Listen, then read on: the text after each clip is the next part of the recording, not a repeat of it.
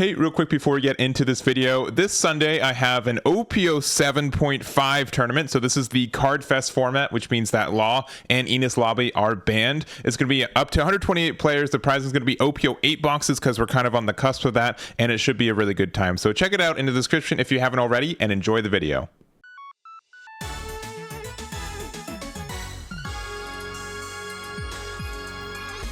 Hey everyone, Eggman here with another video, and we are pretty close to the Card Fest events that are happening this month. We have Liverpool this weekend, as well as the North American one the week afterwards, and I'll be at the North American one, but I don't have an invite for this game because I don't play in regionals, but I did want to go over a couple of decks that I've been using and thinking about if I was playing in this format too. So obviously they're not like super duper grinded out because I haven't needed to because I'm not playing in it, but I did want to kind of go over a couple of deck lists that now that we're like a month after the announcement of like the restriction list coming out and what the changes are going to be and everything else, I wanted to just kind of go over some of my thoughts. So I have 6 deck lists that I've been working on. The first 3 I'd say are more standard, and the other 3 are more, I've been testing them and they've been kind of looking a little bit better than usual. So I want to kind of mention them as well. But I think there's a lot of decks that are just viable right now. If I don't go over a deck list or leader right now, it doesn't mean that the deck isn't viable. It just means that I don't have a deck list that I'm comfortable sharing with it. So for example, I think that Moria is definitely very viable, but we're not going to go over that. Perona as well as Reiju, I know a lot of people are on both of those decks right now, and I think they are good, but I just personally don't have enough experience or a deck list for it, so we don't have one for you guys. So, but I do think like most of the leaders on this page too are pretty viable for this format as well. And if you guys want to see any of the deck lists, they are on my website Eggman Events, which is linked in the description. This is the team deck, so if you go to the OPO 7 page, it's right here at the top here, or if you use the deck builder, if you press this OPO 7 right here, that's where they're at. But let's just jump into our first deck list. It's the black and yellow Luffy, and this is kind of where I have the build right now. If I was playing this deck in the event, I'd be a little bit terrified to do so, just because like I think blue is a little bit better and green is a little bit better. So Bonney is more viable, and Doffy, and also just Nami as well. Nami's kind of was a little bit of a rougher matchup for us. So to do that, to kind of make those matchups a little bit more good or in our favor, I've decided to kind of make it like this.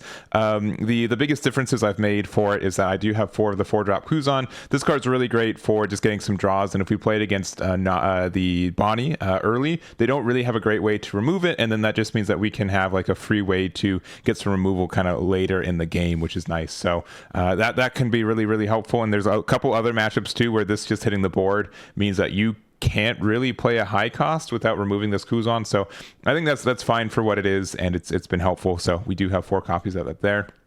And then we just kind of bumped up some versions of aces with the expectation that Nami's going to be around. So 3 of each of the 2 costs and the 5 costs. If you don't like that, you can change it around too. But I do think this is what I like for this one. I'm still not a big fan of the 1-drop event, to be honest. I think this deck has enough card draw and cycle that once you just hit your first Sabo, you're usually good for the rest of it. So I don't. If you want to play it, go for it. You can maybe remove a version of Kuzan or Emporio. This is also like the other card that I really like, especially since we don't have Trafalgar Law around, which means that they can't remove this card as easy. This is really good for just kind of setting up some plays, especially if you play this into 2-drop Sabo to play the 5-drop Sabo you just put in here. Being able to get 2 blockers that can't be KO'd is actually really nice. This card's a little bit worse against cards like blue in general too. So, but I like this card. Sometimes you get like a weird like late Moria play too, which is really helpful. So I like this at 3 copies. It just kind of lets us do something, and just having a blocker up has been really nice for it. So that's kind of my tech choice for it.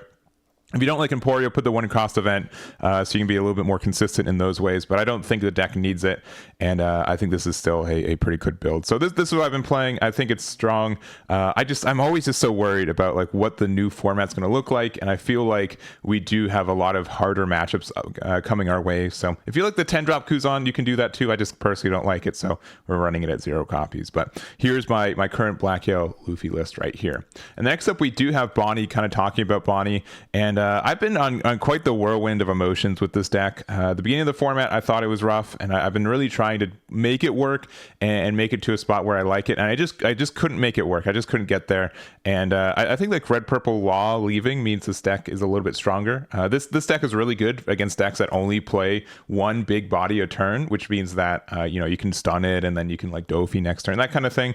And law was not doing that. That was pretty tough for law to do so. So law was just playing out enough bodies that it really didn't care that you got out a one attack for free per turn, right? So this deck I think is a little bit better with red purple gone. Blue Doffy I think is going to be a little bit higher in the meta, which is a little bit tough for us, which is why we're playing cards like X-Drake, which lets us get rid of some 4 costs, which are really nice. I could also just see like honestly playing 4 copies of this if you really want to, but we are playing the Don Quixote Rocinante, which I think is a little bit better in this format too, just in the sense that we're able to get there. And then also this can protect our big against Rob Lucci. I think Rob Lucci is potentially a tough matchup for us. We can definitely get there, and Basil Hawkins is still like an MVP, but they are running a lot more of the finger gun just because they don't need they need a little bit better removal at times with the restrictions in his lobby. So but honestly I think this is a pretty solid build. It has a lot of matchups that are pretty good for it. We're playing the Scratchman and Pooh for Nami because we can just play it out and then we can get rid of a Dawn every turn, which can be really helpful. Obviously Hody is really great for that matchup too. And then we also have the Zoro and 10-drop Doffy. I still like this card can like win against a lot of matchups, or like say if you cannot answer this you can win, but a lot of the time there's a lot of decks that can answer this really quickly. Like I would never play this against Rob Lucci in a lot of situations, especially since so many of them are playing Ice Age right now on top of the Tempest Kick, just because they don't have Innis Lobby. They can easily just remove this with like a Moria still and like build a board. So this is a little bit tougher to find some reason to play, but the rest of this deck obviously still very strong. I really like what it does once it gets doing there. The only reason I would not play this deck at Card Fest is that every game, even the games you win, you are narrowly winning, right? Like you have to be like, all right, I'm going down to 0 life, and you have to be on that thread. And obviously you do that a lot with Luffy, but I always feel like way stronger with this because we have Sabo as a blocker for Luffy. This deck, Basil Hawkins is good, but Sabo's like a little bit better, and it's just like stinky for that too. So it's just really, it's very grindy. I never feel like I overwhelmingly win with this deck. Like Luffy, I can overwhelmingly win. Like I won this game 4 turns ago. We just have to go through the motions. This deck is like, oh, I can lose at any minute, and it's very you're on a tightrope. So if you like that kind of stuff, you can go for it. It'd be a little bit tough for me, I think, bring it to a regionals, but I also do respect how strong Bonney is in this format, and this is the build that I've been playing and I've been having a good time with it. So there it is there. And then kind of the last of our 3 like meta decks that I would consider taking, we got Rob Lucci, and a lot of people have been asking me, do I like Rob Lucci or Moria with the Innis Lobby band? And I think I like Rob Lucci still a little bit more. He got less consistent, right? But there are some times where Innis Lobby was not like a good card to find, or you never set it up and you just kept milling it. So I think like this is still a really good deck. You are a little bit on the whim of what your mills are and that kind of stuff, but and you don't really have a great way to get 8-drop Moria compared to Gecko Moria as a leader. But I think like if all things are going your way, Rob Lucci is the best deck in the format. I will this is definitely like the best leader in the format right now if you see the things you need to see, which is not always going to happen, but it's mildly consistent at times, and it's just very, very strong when you're able to get there. So we don't have Innis Lobby anymore, so to kind of compensate for that, I have 3 copies of Ice Age. If you want a 4th copy, go for it. We also have 2 copies of Finger Gun, which not only is this a really good card just to play out right, it's great for Basil, especially because you could attack with leader, do the effect, and then finger gun away the 7-drop, or sorry, the 6/7, which is great, which became a 5/7. We also do have like the removal is really good. We have the 6-king pistol just for like a CPO or CP9 card. Also, this is this off of life as a trigger is great, and we're a 5-life leader, so it will happen quite often. Tempest Kick, kind of the same thing too. And then our top end is what we want. Each show I've been considering not playing this card. It does help some formats, and like Yellow Luffy really does not like Black Yellow Luffy does not like this card, and there's some others like a Nell too, but it's okay. You kind of run it at 2 copies. I don't think it's like the most necessary card right now, but we do have that. And then we also have like 6-cost Brook, which I think it's still relevant enough. I think even if it's just for mirror matches, getting rid of Sabos is good enough. And also you can be using it it against the Nami decks, being able to put 3 cards from their trash to the bottom of their deck. They get to choose the cards and the order, so it's in their benefit, but you still put 3 cards into their deck, which is really nice. And in general, I think this deck, it's probably the best in the format, if I am being honest. It's just there are some consistency issues. There's sometimes like you know, compared to Sakazuki, where you can get the perfect trash every time, you know, having to be like a little bit on the gamble. I think that helps, you know, make it a little more fair for this format, but it's generally still a really, really good deck. So this is the Lucci deck that I've been playing here, and again, I think it's been very, very strong. So all right, to kind of wrap it up, we do have 3 of the, I'd say, cheese decks, or not maybe cheese, but more Doffy's not a cheese deck. Maybe my 2 red decks that I've been playing, but just maybe not tier 1, but I think are very viable for this format in its own way. And Doffy might actually be getting there, to be honest. There's been a lot more eyes on this deck in general, especially with the starter deck that we're getting next month. People have been testing with Doffy more often, and we got some support in OPO7 with like the Jinbei and stuff. And I also would believe that Red Purple Law was probably its worst matchup due to it doing the same thing but better, right? For this deck, like you're able to play bodies on the board and also get some removal, but it's kind of like a one or the other, right? You can spend your Dawn to be able to play Jinbei and play another body out, or you can Raging Tiger, but you can't do both in the same turn, right? Red Purple Law was able to do both in the same turn, right? They're able to bottom deck, they're able to play a body, they're able to play a body, bottom deck, and then play another body, right? So being able to get the removal and the card, you know, the double advantage there helped the deck out a lot. So with that not around anymore, I think Doffy might be the premier. I don't even want to say aggro deck, right? Because it's not really an aggro deck, but maybe tempo deck, right? Weevil is a really great card if you play it early. There's a lot of decks that just simply can't get rid of this early because they have to spend all their Dawn on curve. So a 4/6 is really nice, especially if you played it off of Jinbei. So that card draw is really nice there too. We play a couple copies of the 4/6. This one's a little bit rough because, you know, the 4-drop can't get it back, but it's fine. These 4/6 bodies I think are really nice right now. We play the Gion against Doffy against Nami. I don't think Nami we need this as much, but it's not like something we really cared that we're running anyway. So the fact that when your opponent activates an event, your opponent plays 1 card from their hand to the bottom of their deck, so that's pretty tough for them as well. So that helps out that matchup, I still think. Bow is a really great card and sometimes can win you the game. And then we have Kaido, the Gum Gum Rain, the Red Rock, and the Raging Tiger. So I think all these are good too. If you also want some other cards, I think the other card that I would run is Femur. You can run a copy or 2 of this as well. Being able to, you know, make your, you know, like a Jinbei for your leader is really great to be able to try to go for game.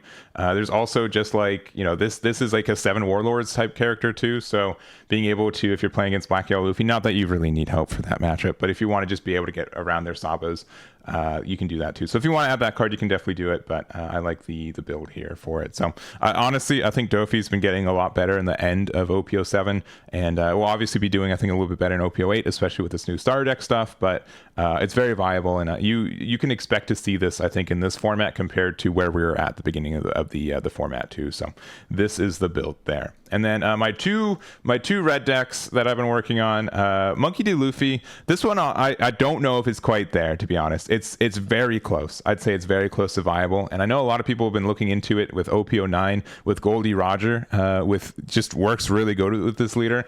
But I think this deck is still in a pretty good spot. If you're playing against a deck that's not very quick on the aggression side, you're able to be like a 2-life leader pretty consistently throughout this game.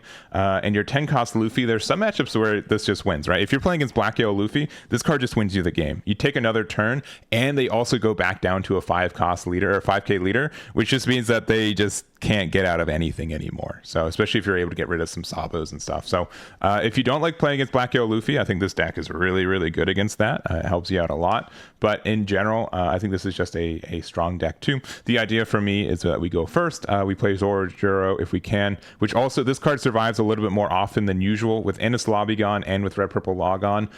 Your opponent kind of has to put like a lot of effort to remove this on curve, which is nice to see.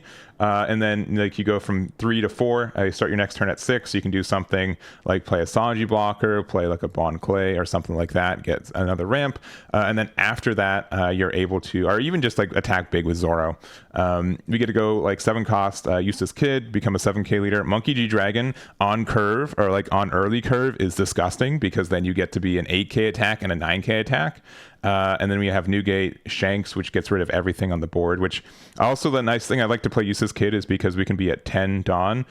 We can play this Shanks. We can use our leader. We can attack with Useless Kid to Dawn -1 and then use our leader effect to get the Dawn back. So it means that we're able to be a 7k leader. We play 2 bodies and then we're able to have 1 up for Rad Beam too, which is really helpful.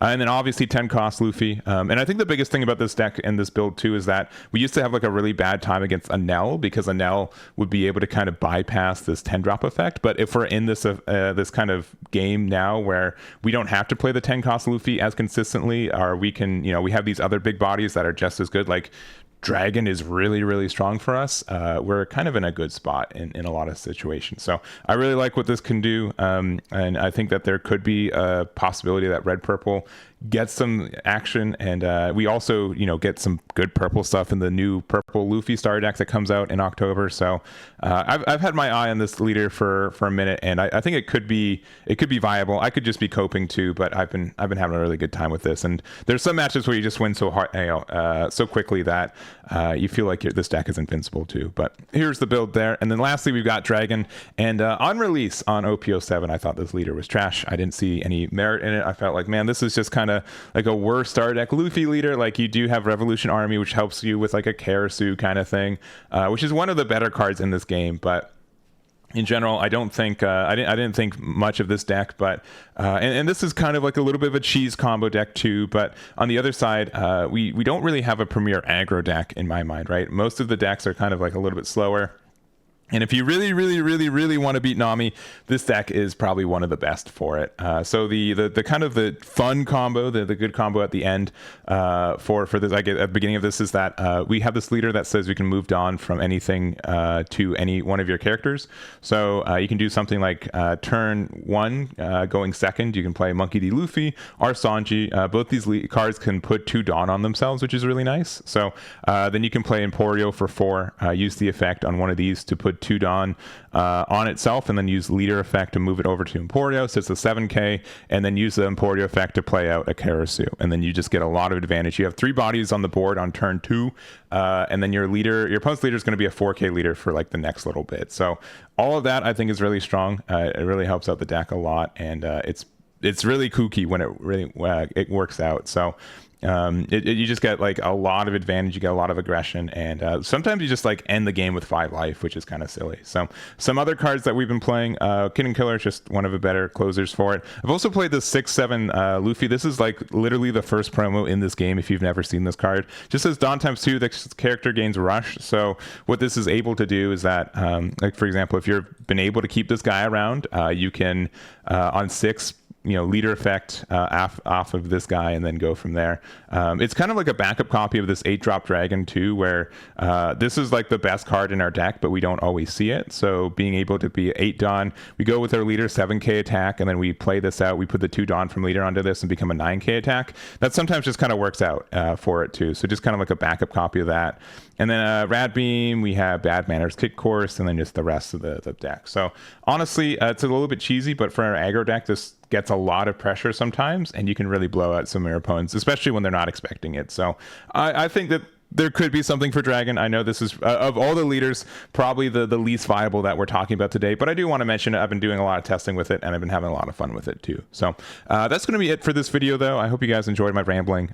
We did go over just a bunch of our decks that we've been working on. I have this whole page of decks that I've been working on too, and my team with Russell as well as with Jonas, so you can check those out. And we just updated this too. So other than that, if you guys haven't checked out my tournament that I'm running this weekend, make sure to do that. It should be a good time. And I will be live streaming it and putting up the deck list for that one too. But that's going to be it for me. Thank you guys so much for watching, and I'll catch you all next time.